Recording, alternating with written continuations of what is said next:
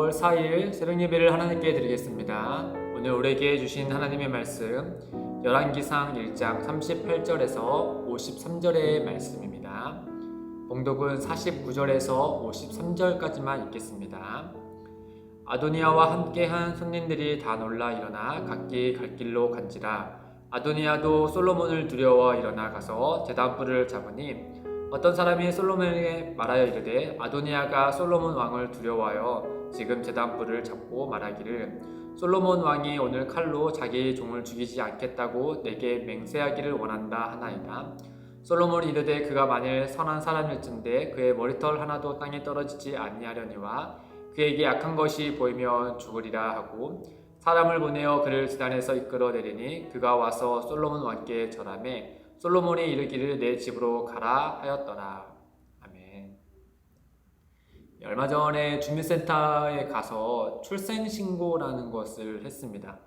이 신고를 하니 출산을 축하드립니다 라는 도장이 찍힌 이 주민등록 등본을 무료로 한 장 주더라고요.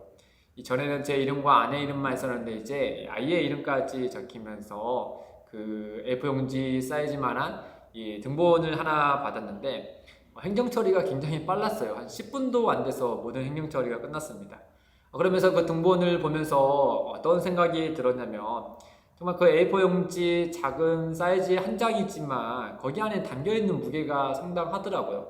이제는 평생에 이 아이를 책임져야 할 법적인 근거가 되는 자료를 우리에게 준 거잖아요.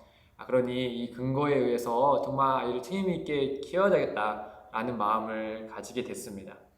오늘 말씀도 마치 이러한 근거에 대한 이야기를 우리에게 해주고 있어요.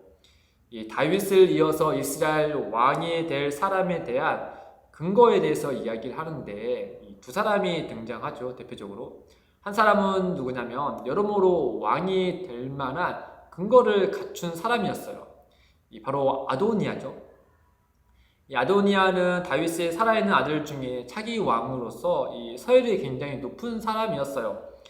아시다시피 장남 암논이 압살롬에서 죽고 또 압살롬도 결국에는 요압에 의해서 죽고 말잖아요. 그 다음에 서열로 따지면 그 다음 아들이 길르압인데 성경은 길르압에 대해서 뭐 다른 곳에 기록하지 않고 이야기하지 않아요. 그 다음에 서열의 높은 왕자가 누구냐면 바로 아도니아예요. 그러니까 길르압이 살았든지 죽었든지 이 아도니아는 이 왕자로서의 서열이 굉장히 높은 사람이었습니다. 뿐만 아니라 1장 6절에 보시면 아도니아는 압살롬 다음에 태어난 자요 용모가 준수한 자라고 말하고 있어요. 이 압살롬도 그러한 사람이었잖아요. 그와 연관하여서 그의 아들, 그의 동생 아도니아도 그러한 사람이다. 그러니까 왕으로서 갖춰야 될 외적인 모습이 충분히 갖춰진 왕자였다라는 사실을 이 한 문장으로 우리에게 알려주고 있죠. 뿐만 아니라 다윗에게도 굉장히 총애를 받는 사람이었어요. 6절 하반절에 보면은 그의 아버지가 내게 어찌하여 그러하였다고는 하는 말로 한 번도 그를 섭섭하게 한 일이 없었더라. 아버지에게 늘 총애를 받고 또 칭찬을 받은 왕자였어요. 그러다 보니까 이제 다윗이 노년이 들어서 이제 차기 왕의 후계자를 선정해야 되잖아요. 눈치 빠른 정치인들이, 신하들이 이제 누가 봐도 아도니아가 여러모로 차기 왕으로서 자질을 갖췄고 근거가 명확하기 때문에 그 아도니아에게 붙어 있었습니다. 이것을 아도니아도 스스로 잘 알았기에 왕의 후에 그 왕들만 가질 수 있는 이런 호위병사들을 거느리고 또 본인 스스로도 이렇게 축하하는 일들을 하고 있잖아요. 그런 면에서 어떤 아도니아는 여러 면에서 이 왕이 될 만한 근거를 갖췄던 사람입니다. 반면에 이와 비해서 이 근거가 참 약한 한 사람이 등장해요. 그의 이름은 바로 솔로몬이죠. 이 솔로몬이 가진 근거는 이 왕으로서의 가질 수 있는 근거는 아도니아에 비해서 굉장히 약했습니다. 이 출생도 다른 왕자들에 비해서 좋지 않았죠. 이 밧세바의 아이잖아요. 그러다 보니까 출생에 이런 사연이 안 좋은 사연이 엮여 있기 때문에 출생 자체도 다른 왕자들에 비해서 좋지 않았죠. 더군다나 다른 왕자들의 어머니들은 다윗이 한창 고난하고 또 이 역경을 해나가며 또 이스라엘을 통일해 나갈 때 굉장히 많은 도움을 줬던, 요즘 말로 하면 마치 이게 명문가에 있는 그런 가문의 자녀들이었어요. 그 딸들과 이제 다윗이 결혼해서 낳은 아들이니까 이제 외가에서 이런 백그라운드가 굉장히 좋았던 왕이죠. 근데 반면에 솔로몬은 그런 게 전혀 없었잖아요. 다윗의 신하 우리아의 아내였던 밧세바의 아들이잖아요. 그러다 보니까 여러 면에서 많이 약했던 것이죠. 그러다 보니까 다윗의 신하들 중에들은 이 아도니아에 비해서 솔로몬은 그 왕의 후계자로서 안중에도 없었어요. 그에게 붙은 사람도 없었죠. 그러나 솔로몬이 가진 유일한 이 왕위를 물려받을 근거가 하나 있었어요. 근데 이 근거가 매우 강력했습니다. 그건 바로 무엇이냐? 약속이었어요. 어떤 약속이었냐? 역대상 22장 9절에 보면요, 하나님께서 다윗에게 이렇게 말씀하세요. 보라, 한 아들이 내게서 나리니 그는 온순한 사람이라 내가 그로 주변 모든 대적에게서 평온을 얻게 하리라. 그의 이름을 솔로몬이라 하리니 이는 내가 그의 성전의 평안과 안일함을 이스라엘에게 줄 것임이니라. 하나님은 다윗의 그런 마음의 중심을 보시고 그를 왕위로 세우신 것처럼 하나님은 그 다윗을 이어서 왕이 될 자도 하나님께서 다윗을 통하여서 정해 주셨어요. 그건 누구냐? 솔로몬이었던 것이죠. 다윗도 이 하나님이 말씀하신 바에 그 약속에 근거하여서 밧세바와 나단 선지자에게 그가 젊었을 때 이렇게 약속하여 말씀하죠. 그것을 근거해서 밧세바가 다윗에게 찾아가서 이렇게 얘기하잖아요.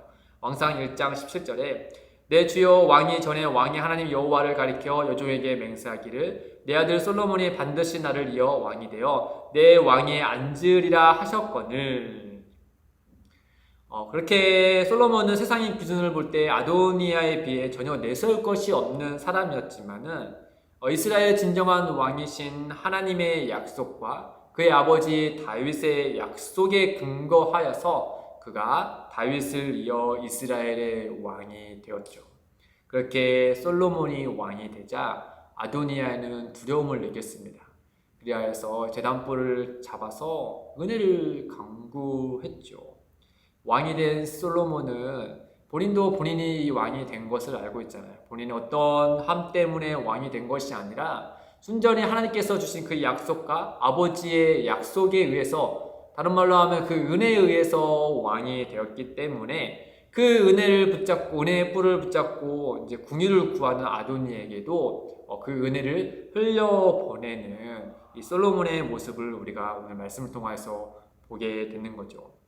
사랑하는 성도 여러분, 성도인 우리가 하나님의 자녀가 된 것은 솔로몬이 약속에 의해서 왕이 된 것과 같이 이 하나님의 은혜의 언약 때문이죠. 하나님께서 말씀하셨잖아요. 약속하셨잖아요. 누구든지 주 예수 그리스도를 믿는 자에게 하나님의 자녀가 되는 그 은혜, 권세를 주신다고 약속했기 때문에 우리는 그 약속에 근거해서 하나님의 자녀가 된 것이죠. 우리의 어떠함 때문이 아니라 하나님의 신실한 언약에 근거하여서 하나님 나라의 시민과 그의 자녀가 된 것입니다. 우리가 이 은혜를 깊이 알고 기억한다면 우리는 솔로몬처럼 우리에게 주어진 그 일상 가운데도 은혜를 흘려보낼 수 있게 되는 것이죠.